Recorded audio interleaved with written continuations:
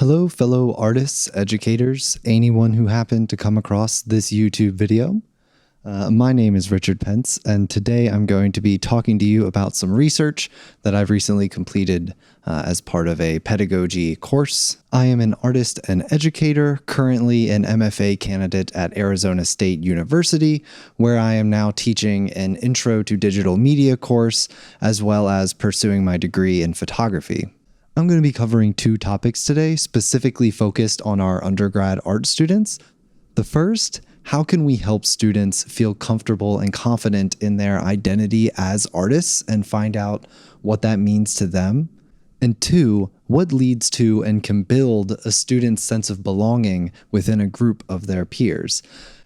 I think both of these topics are very important because these undergraduate students are getting a lot of questions from their peers, from their family, from their friends even, about why they're pursuing the degree that they're pursuing and kind of the worth in that. So it's very important to address their concerns that they may be experiencing internally or externally about what it means to be an artist and feeling confident and secure in that path that they've decided to follow.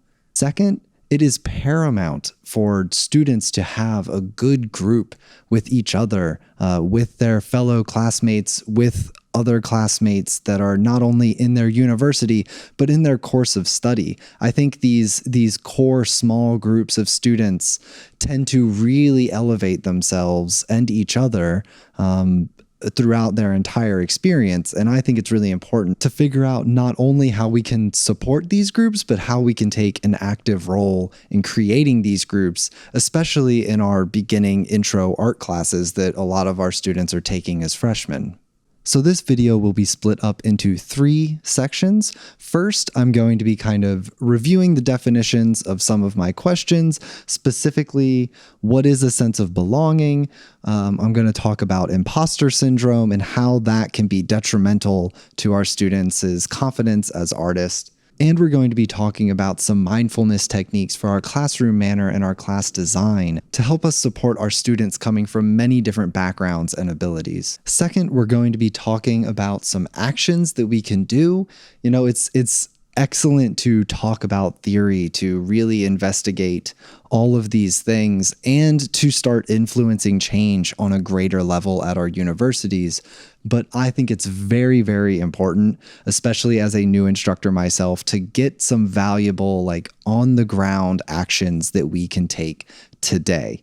And specifically for this video, that is going to mean talking about classroom manner, classroom layout, and our experience in critiques and how we can build both students' sense of artistry as well as a sense of belonging to their groups with all three of those. And finally, I am going to be sharing some direct feedback from my students this semester to a survey that I gave them about these topics. So what is a sense of belonging, and how much can we as teachers actually influence the way that our students are forming groups with each other? A 2016 study titled Student Sense of Belonging at School in 41 Countries, Cross-Cultural Variability, published in the Journal of Cross-Cultural Psychology, found that students' sense of belonging at school, or SOBAS, is related to many factors, including socioeconomic status, family interaction, immigration and home language concerns, and interactions of schoolmates. These all make up and influence a sense of belonging. The study found that interactions in the classroom, in particular the interactions with teachers, were the strongest variables in determining a student's sense of belonging. This proves that we need to be very aware about our students' background and the greater elements of their life beyond just our own class, but we can be confident that our classroom manner, classroom design, our syllabi, our project prompts are all major factors that can lead to a student's sense of belonging, and that we have the power to really improve that. In the 2013 study, To Belong is to Matter, Sense of Belonging Enhances Meaning of Life, researchers performed a unique and comprehensive study of American undergraduate students' sense of belonging and its enhancement to their individual meaning of life. The study says, having a sense of belonging is to have a relationship with people, or a group of people, that brings about a secure feeling of fitting in. As such, sense of belonging is not the same as simply having social relationships, nor is it synonymous with having positive close relationships. Our use of the term belonging is similar to that suggested by Brewer in 2008, who proposed that belonging is appropriate for describing group membership. The study tested undergraduate students in American universities, which makes it particularly applicable for my research. In their conclusion, they stated, "The present work found that relationships that promote a sense of belonging are especially likely to promote a belief that one's life is meaningful. The current studies not only demonstrated a robust correlation between these two variables, but also showed that priming belongingness increased meaningfulness, even compared with participants primed with social support and social value." And using a diverse set of methods, we found converging evidence that feeling a sense of belongingness is a powerful predictor and cause of finding life meaningful. I think it's pretty straightforward to understand this, to understand that students feeling like they belong will make them feel like not only their life has meaning, but also the goals that they're working toward has meaning, which leads me right into talking about imposter syndrome. Joe Balthello and Thomas Roulet give some excellent definitions and insights on the concept of imposter syndrome in their 2019 piece, The Imposter Syndrome, or the Misrepresentation of Self in Academic Life. They define imposter syndrome as a condition where high-achieving individuals either ascribe their accomplishments to luck and contingency rather than individual skill and merit, or find their profession to be a useless job that provides little social value. In relation to the later definition, I find that many students unfortunately do have this kind of dark existential outlook onto their whole career path. And I think a lot of that does have to do with some of those external pressures, from their parents or their family or their peers or even what they see on social media. I think as a response to this, a lot of students can sometimes have what I call duckling syndrome, of just kind of following in the footsteps of their professors and following in their exact paths, but not as a means for their own growth, but instead just trying to follow in a path that they see as a successful one. Balthello and Roulet also explore these kinds of dangerous relationships, saying, "Breaking free from the master-Padawan relationship helps junior academics respect their own ideas rather than seeking what will get them published." They go on to say, "Students express to us that they find meaning in addressing concerns of practical relevance, where entering the tunnel does not first necessitate driving into the theory cave. To these students, academia generates theories to understand problems rather than the converse. Not coincidentally, these students are noticeably more self-assured and motivated than their peers and less likely, we find, to suffer from feelings of imposterhood." A practical method that we can use to combat this is to create project prompts and assignments that go beyond just aesthetic or conceptual concerns and instead encourage students to create impacts in their own emotional and social concerns. Students rarely get to see their work really making any impact outside of their classrooms, and I think a lot of them get bogged down in the kind of echo chamber nature that really starts to separate their identity as who they are and their identity as an artist into these two different things. Some examples of projects could be creating interviews with business owners in their area, giving gifts to their family or their friends to see their reaction, or sharing and getting involvement from their family or friends in their art-making processes. In a short commentary titled "More Than Meets the Eye: The Impact of Imposter Syndrome on Feedback Receptivity," Michael Gottlieb gives some great feedback and insight into medical students and how their senses of imposter syndrome can play major roles in their receptivity to feedback. Although this is about medical students, I think receptivity to feedback is paramount for us artists and art students when it comes to having really constructive critiques. He says, "Residents suffering from imposter syndrome may present a false performance of confidence, not to achieve stronger evaluations, but rather to combat their own imposter syndrome. By presenting themselves as more confident, they are trying to prove to others and themselves that they are worthy of their current role." And concludes that given the relatively high prevalence of imposter syndrome among our learners, we should have open discussions with learners about imposter syndrome. I think this is a great take and a great takeaway that we need to start incorporating into our lectures and our classroom manners from the very start of each semester. I think we should let students learn about imposter syndrome, and we can be the ones to tell them. We can share some of our own experiences with it if we have experienced it. I think a major element that grows students' level of comfort and can help in group building is to have a classroom manner that's very open and honest and sharing from our perspective, because I think we give off the impression that our lives are, great as artists, that we've really made super successful moves and that we're doing great, which in a lot of cases we are, and this is an incredible field to be in. But as we'll see later in some of the survey answers I got, some students really have a wrong impression of the realities that come with focusing in this career. Michael backs this up in his statements. By admitting our own limitations as educators, learners can better avoid the drive toward perfectionism and better accept that feedback is critical for growth. We should normalize identifying knowledge gaps and encourage learners to focus on their growth as opposed to merely the achievement of goals. And we should ensure that feedback is balanced with sufficient positive, specific praise to encourage continued growth, in addition to emphasizing areas for improvement. I think imposter syndrome is a major issue that we need to tackle, that we need to be open and honest with our students about. And I think we need to understand that to a degree, all of us experience some of these symptoms. So I think we ought to design our projects and our courses to account for some of this, and also to give a myriad of options for students to give and receive feedback other than some of the more anxiety-inducing in-person critiques that we might have as well. Next, I'm going to open up a big can of important worms, and that is understanding where our role is and how we even fit into the scope of the lives of our students.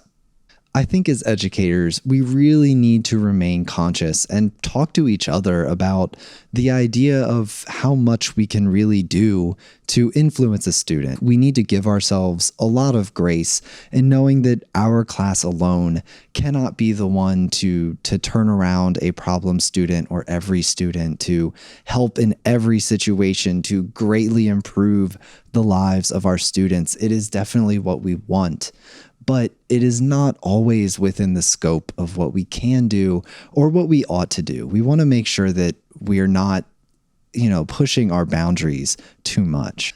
But we also can use that as a positive lesson in knowing that our class really does make a big impact in our students' lives. And for me, even a single professor or a single course has greatly changed my own personal identity and the way that I want to move through life. The reason that I'm even here pursuing a master's degree is because of the great courses and professors that have helped me along the way. So with that in mind, we can really take some confidence and really analyze every part of our course, from the syllabus to the assignments to our classroom manner, the classroom layout, how we are speaking to our students and the language that we use. It all can influence positively our students' lives. And in focusing on that, I want to talk a little bit about remaining mindful for our students' backgrounds, experience levels, and other factors that might influence how they feel about being an artist.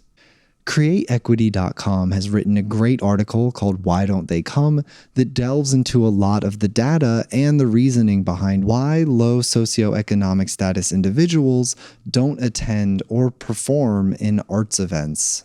They identify those major reasons as inability to afford events, childcare, or transportation, issues of safety in transport or living situation, inability to afford the time and ability to plan to attend art events, societal and psychological oppression and intimidation, feelings of not fitting in, not being smart enough, not being welcome in art spaces, so much so that the anxiety to even try is too much to overcome the mental safety of just staying home, and barriers of language and education or judgment from their peers. These are huge societal problems and concerns to tackle, but there is also a strong implication in how these factors affect young budding artists. The article states, more than 75% of low SES adults who were interested in participating in an exhibit or performance over a 12-month period did not do so because of cost. Roughly 1 to 1.5 million people in the United States over the age of 18 fall into this gap. And not only does cost of attendance matter more for low SES individuals and family with less discretionary income, with income inequality in the United States exploding, the number of people who face economic barriers to their desired level of participation in the arts is likely to multiply if current trends continue. We have to remember that many of our students will be low SES adults, many will be first-generation college students, many will speak English as a second language, many will commute near and far from home, and many will have difficult living situations. We need to make sure to check our language perspectives and expectations, not just in the classroom, but also in our writing of our project prompts for the variable situations of our students. The key here is that failing to do this will only negatively affect these students who most need our help.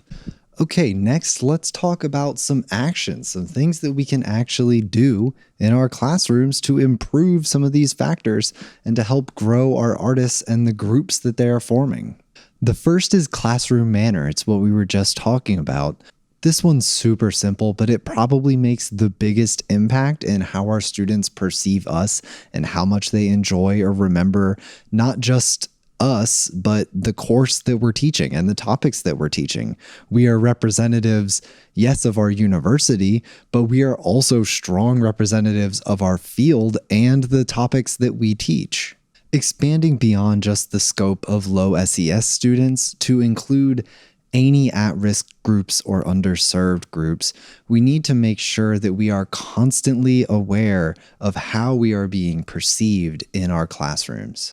We are representatives of a very strong and big university, as well as the controllers in our students' grades. And because of that, we have a very imbalanced power and intellectual advantage over our students.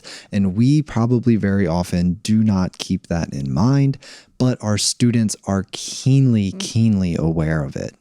And no one is more sensitive to this than students in the groups that I just mentioned, because they are experiencing this type of privilege imbalance in their lives every day. So having that happen inside of a classroom, even to a small degree, can be very detrimental for them in their growth or want to even pursue the arts that they're pursuing. The last thing that we want to do is add anything to compound any of their feelings of unacceptance on top of all the fear and anxiety that they are already experiencing. Next, let's talk about classroom layout. Classroom layout is vitally important for students' success, but I think it's a little bit different than it is commonly perceived. A lot of the time, universities in their advertising and their promotion focus a lot on the technological value of their classrooms. You know, having the best projectors, having the best computers or equipment or all of these things. And certainly this is very important. It helps us to grow our universities. It helps us to make sure that we are maintaining the best quality possible. Sometimes I feel like this focus on technology can overshadow just the general layout of the classroom that almost matters more to some degree. Also, it's important to note that the dean, head professors, heads of department, instructors, we all want everything to work as best as possible. But a lot of the time we're stuck with the chair, computer, shelving, projector layout that we got. But we are artists and we are art instructors, and being creative and solving problems is one of our greatest strengths. And this is where we can really employ some of that creative nature. All right, let's go on a quick walk. I wanted to talk about what our art spaces mean. And so I wanted to bring you to mine. So here in this dark room at Grant Street Studios is where I produce the majority of my artwork, and I wanted to talk about what it means for us as artists in designing our own spaces and how we should take that same kind of creativity and influence in designing the spaces that we are teaching in. I think the majority of us take a lot of care into how we design the spaces that we work in, our offices, our studios, and our home spaces. And I think that we should really look at how we are organizing ourselves to see how we can better organize our rooms for our classes and our students. Here, for example, the key is to minimize friction. I have a very short distance in between the light table over to the enlarger so that I can quickly swap out negatives and make sure there's no dust. And then right behind, I have my paper cutter for trimming out my darkroom papers. And all of this is relatively close to the sink where I can develop and wash all of my prints. I'm making the most of this very small room and seeing how I can stack things, like having my darkroom papers down here, or having a UV exposure box underneath of the light table here. It's really important to figure out how all of the spaces that we exist in as artists and as instructors are going to influence our process, and likewise we need to think about how our teaching spaces are influencing our students or their ability to really connect, and I think importantly to make groups. It's really important to figure out ways to minimize friction in all of these spaces so that we can allow for students to naturally come together and feel as though they're all safe and connected within the spaces that they're being taught in. The classroom that I've been teaching in is a very decked out classroom as far as the computers, the projectors, the technology. It's all really excellent. But the computers are all laid out in a kind of rigid grid with these little dividers, and they're all pointed toward these projectors. And my teaching podium is kind of all the way over on the very right side of the room. And this is excellent for showing them demos, making sure that they can see what's being projected, what I'm showing them, they can follow along. But it's not as good for me in being able to look at what they're doing. To see them, to look at their screens even, is kind of difficult. And I think to a greater degree, the problem is that it's starting to influence that power dynamic that I was just talking about. Having my teaching podium be so much taller and I'm behind these computer screen, it kind of reinforces that power dynamic and is a little bit detrimental in the kind of very personable teaching style that I employ. So one thing that I've done and will continue to do is I can request or just bring in my own, wireless keyboard or wireless slide clicker, and I can run my lectures and even critiques from within the kind of area around the chairs of the students, so that not only can I see what they're doing, but also, they're gaining this sense that I am here learning and participating with them and not just expecting them to participate for me. This is also helpful because there's kind of two halves to my room with a center aisle. And if I'm sitting in the center aisle, I'm much more able to hear comments and ask questions to both sides that help kind of mingle those two hardly divided halves. That's just one example, but there are many other, strategies that if we think about them, we can really just start employing them now. We don't have to wait to get approval or get changes or have anything like that. There are things that we can always keep improving. And last of these actionable steps that I'm going to be talking about is critiques. I'm sure critiques play a large role in all of our classrooms, and there are tons of different methods to critiquing artwork with our students. And one that I have found particularly great is the critical response process by Liz Lerman. There's an excellent website about this process, and I have also written up my own kind of quick guide that I like to use that you can take a look at down in the description. As a brief overview, there are 3 different actors in this process, the first being the artist, second being the facilitator, and everyone else in the classroom being the responders. Then there are 4 different steps of question asking or comment making that can happen during the process. And I think a major advantage of this process is the ability for students to act as any one of these roles. So I don't always have to be the one who is facilitating the critique.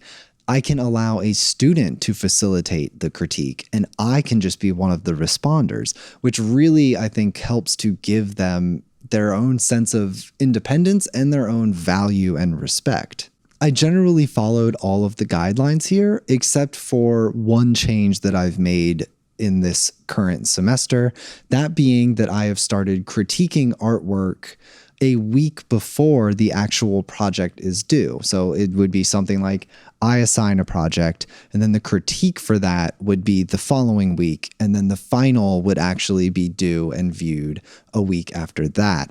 And I found that to be kind of a much more mature critiquing process. I find that here, pursuing a master's degree or even talking with working artists, a critique is not this form of like a final evaluation of something, and it's more a means of sharing ideas so that progress can be moved on their artwork. So having the critique happen traditionally how it does in undergrad, where you're presenting your work at the very end, I find isn't the most honest overlay in terms of what is really helpful for working artists. One disadvantage that I did find is that this process is kind of lengthy. It can take at least 4 or 5 or more minutes per artist. And even over the course of a 2.5, 3-hour class with 20 to 25 students, the critiques basically took all class this semester, which I found was not exactly the best as far as running the schedule and the demos and the in-class exercises that I wanted to. Those all kind of had to be compressed a little bit more. A way that I'm going to mitigate this in the future is to create more group work in this way. And we're going to talk about group work in the survey that I did, but separating students into 2 or 3 smaller groups and taking advantage of this process's ability to let students facilitate and run the critique is a great way to save time and get students interacting with each other more. Finally, let's look at some feedback from real students. It's really important to have feedback built into your classes. That is one of the major things that you should take away from this. If you aren't already, please have a survey at the beginning of a course, asking what projects are students most interested in, what medias are they interested in, and having surveys at the end of the course. Did this work? Did this not work? How did I do? How was this experience for you? Primarily, that helps us to make our courses better, and even at the beginning to try and help shape our course as it goes to align with some students' interests. But secondarily, I think this is a great way to show from the instructor side that we really care about the students' feedback. We care about their experience. We want them not just to do well and perform and do the technical aspects of what we want them to do in the course, that we care about how this experience works for them. So I asked my students 6 questions, the first being, do you consider yourself an artist? And how do you define the word artist? That's a heck of a big question to ask. I don't even really have an answer to that question, but I am fascinated to always ask artists and friends that question because you get the widest variety of answers that is fascinating. So here are a couple responses from my students that I kind of put in the category of being a little bit more positive. An artist is anyone who creates what they see as art. To me, an artist is someone who is able to develop and display their imagination and creativity. I do. An artist is someone who expresses themselves in a different way than words and actions. They use different mediums to create pieces. These pieces can express themselves or opinions about the world. You create things that are true to yourself. I do such things, so I call myself an artist. That's as simple as it gets. I found many of these definitions really beautiful and really insightful. There is one caveat that I found was very common amongst my students that I kind of disagreed with. Many stated that being an artist involves the inspiration and ability to create anything that they are inspired or can imagine creating. I would disagree with this on one point, in that I feel an artist is not someone with the ability to create, but someone who does create. I think that is kind of the difference between an artist and a dreamer, is a dreamer dreams and an artist creates. And here are some more critical or negative responses. I've always been told by my art teachers / professors that you aren't really an artist until you make a living out of it, which I never understood. At the moment, I don't really consider myself an artist because I don't have the skills to make art yet. These responses made me feel a little bit sad that this is how some students have been discouraged and feel a little bit dejected, both on the technical side and from a career standpoint of the field that they want to be in. I think this is really telling of how our influence as instructors really can be super positive and potentially detrimental to our young artists. Next, do you feel a connection, level of support, or camaraderie, a kind of creative family, with your fellow classmates? A couple of the positive responses were, I have made a small friend group in the class where we are very close. We always share our thoughts and ideas to each other and support each other as well. And I do feel a connection to my fellow art students. First and foremost, it's been very comforting to finally be surrounded by other artists with similar goals and interests as me. I finally feel like I'm a part of a group where I fit in and where we can all support each other and enjoy each other's art. And on the more critical side, personally, no. I feel like there are specific groups of people that go together compared to a whole family. I would say there is a connection just because we are in the same major, but not because of anything else. I don't think I've met my group of people yet, but I think once I am actually in more art classes for my major, I will find those people and hopefully make some more friends. Somewhat, I feel it's hard to connect to others in my field even though we are in the same field. I can't really reach out to my classmates for help.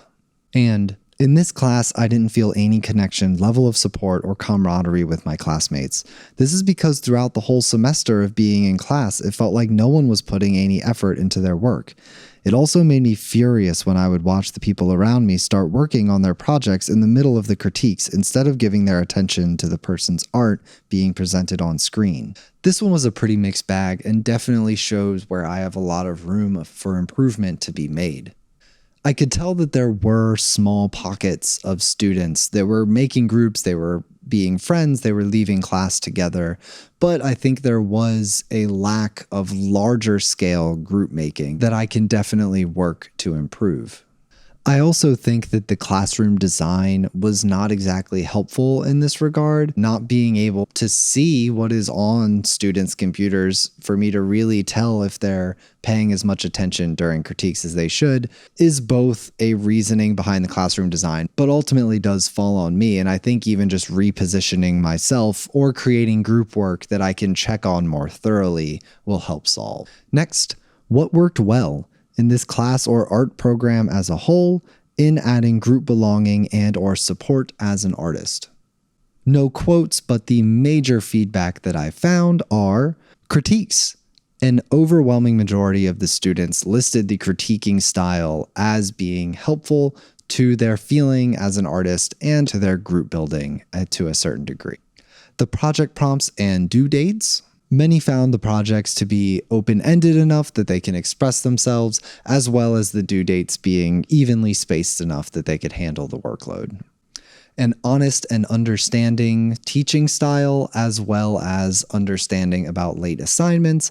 My number one rule when it comes to how to handle late assignments and situations with students is to just make note of the students that are keeping in contact with me. If a student is having some problem and they're not able to attend class or turn in an assignment on time, as long as they're keeping contact with me and pursuing avenues to make up the work and turn in the work as soon as they can, I am very generous in accepting that work. And finally is class size. A couple of students mentioned that the 20 to 25 student group in a kind of smaller classroom was pretty helpful as compared to maybe some of the very large lecture halls that they've been in. And next, what did not work well? And here is where I made a major mistake in kind of what I was talking about earlier in using a inclusive language choice.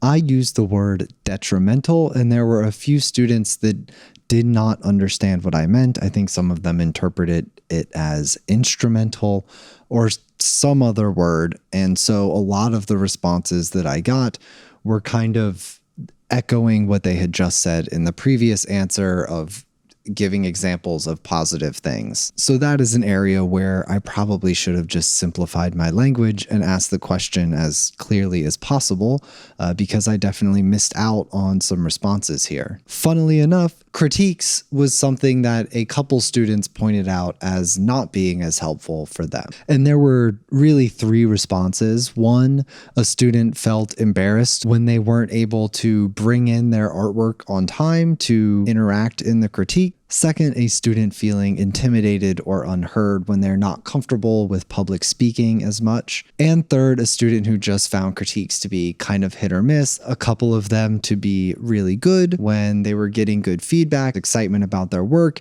but they found it to be a little detrimental when their work didn't get as much excitement or as much interested feedback from the class. The way in which I'm going to combat this in the future is actually something that was stumbled upon during this course, that being online-based critiques and feedbacks. This definitely was surprising to me because I felt like historically during my undergrad experience, there was not a lot of great interaction when it came to online-based commenting and kind of like forced and enforced comments being left onto assignments.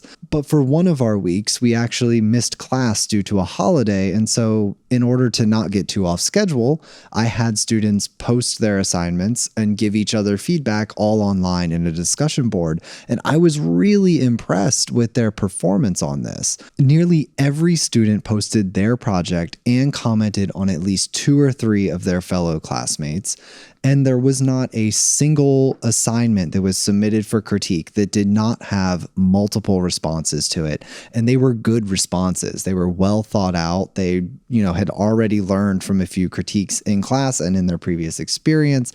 So they were very, very good. And I was very impressed. So in the future, I am going to have both in-person as well as online-based commenting systems. And I think that will be better for everyone. People can post comments both in person as well as online, and that will help me track participation a little bit easier. And it'll give the artists a great opportunity to look back and have kind of a hard written copy of the things that were said in critique. I find some students don't take notes during critique and they kind of forget to implement the improvements. And a couple of students noticed that they would have liked a little bit more interaction and creativity in some of the technical demos to make them not feel as much like Adobe tutorials. And I'll address that in the next question responses. Next, are there any suggestions inside of the classroom that could help students increase their sense of belonging to the ASU arts community? A couple of students would have liked to see more student input into what the project proposals are. This could be implemented as a poll so that students can select from a variety of different project layouts. This could happen as maybe one of the projects being a more open-ended, free-form project. And this can also happen as a larger and more overarching project that students could complete on their own interest over the course of the whole semester. And this one really, really surprised me. So many students, the majority of feedback on what could be changed is that they wish there was more group work, which I am so flabbergasted by. In my experience in grade school and in college, I hated group work, as did pretty much everyone I knew. We thought it was awful. We thought it was awkward. I think a lot of that has to do with me. I am a very shy person when it comes to being in class, and I would dread when we would get assigned a group assignment, even like a group demo or something, and I didn't know anyone in the class and I didn't have any friends. I dreaded those things. But I think that speaks a lot to my kind of preconceived notions that I brought into the course. And I think a reasoning for why a lot of my students feel this way is because they have probably just got done finishing the last 2 years of their high school career all online, all on Zoom, not being able to interact and see their friends or their classmates at all. So I think a lot of students crave more interaction in person than I first would have thought. And I think this is a great idea. I am happy to implement some group work. I think I'm still going to be firm that like the larger major projects are not going to be group elements because of the inevitable drama that will happen by having major portions of students' grades be determined by how much someone else wants to put in work. But there are a couple of really great ways to start incorporating group work. First is what I talked about earlier, having more subdivision groups for critiques where they can interact with each other, they can guide them themselves, will really help in making sure that students are interacting with every other student in the course.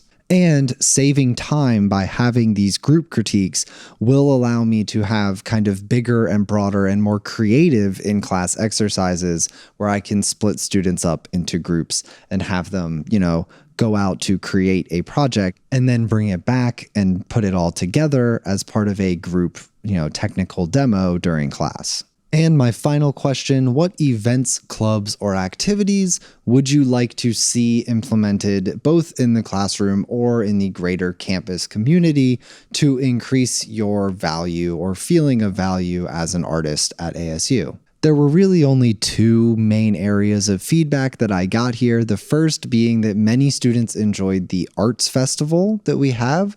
So good job on that. We need to keep on supporting that. And second is more clubs, or at least more advertisement of clubs. And this kind of again points to my ignorance as a new instructor. I don't know most of the clubs off of the top of my head. So having and creating, or just me learning about and suggesting spaces where club posters can be posted, where advertisements can be made, or where this can all happen online to advertise the various arts clubs is going to be very, very important. Getting in touch with art club advisors where they can organize maybe some events or activities at the beginning of semesters where they can hand out flyers, they can drum up interest for their clubs would be really great. And a cheat sheet or email blast that new instructors or all instructors in the arts can have for all of the major art clubs and contacts for those clubs. Something that I, at the very beginning on the first day, I can tell students about, hey, here are all of these clubs, maybe have some of their meeting times, maybe have links where they can learn more, a little kind of primer for the new artists and students on, what are the names and faces of the people in the departments would be really helpful. In conclusion, my research this semester has reinforced my belief that in addition to technical, aesthetic, and conceptual concerns, we need to actively plan for and evaluate our ability to do the following: to facilitate meaningful group building amongst our students to increase their sense of belonging, to understand and combat imposter syndrome and make sure that each student feels valued, respected, and supported in their journey toward becoming an artist, and maintain a mindful, respectful, and equitable classroom manner and writing style for our students with various backgrounds, experiences, and concerns.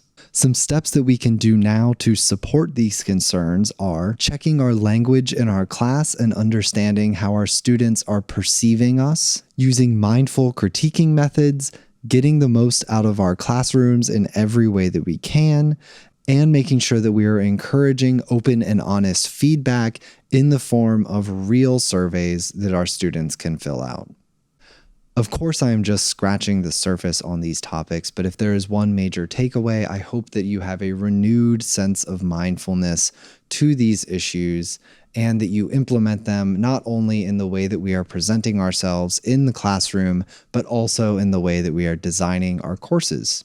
Thank you so much for watching. In the video description, you will find all of the sources and links to everything that I mentioned in this video. And you will also find a PowerPoint kind of that wraps up these same subjects. And thank you very much for watching. I hope you have an excellent rest of your day, week, month, year, and life. Bye.